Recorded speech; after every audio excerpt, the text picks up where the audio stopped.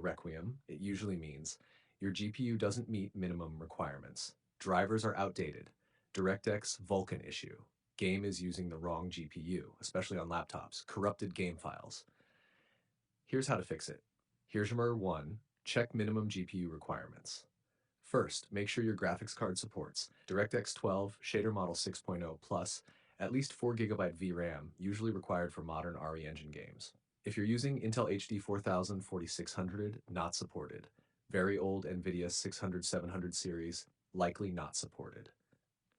If your GPU is too old, the only real fix is upgrading. 2. Update graphics drivers. Very important.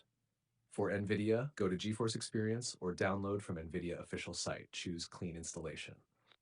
For AMD, install latest Adrenalin drivers. Old drivers are the number 1 cause of this error.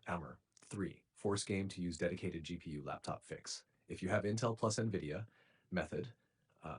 1. Right-click desktop, NVIDIA control panel. 2. Manage 3D settings. 3. Program settings. 4. Add Resident Evil Requiem.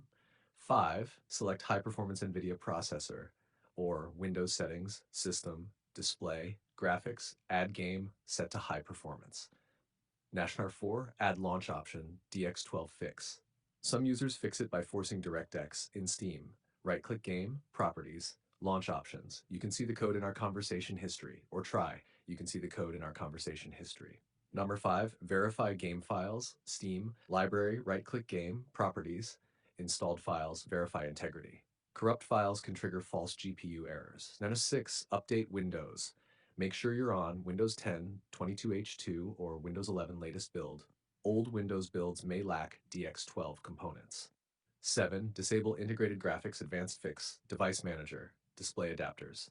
Disable Intel Graphics temporarily, only if you have dedicated GPU.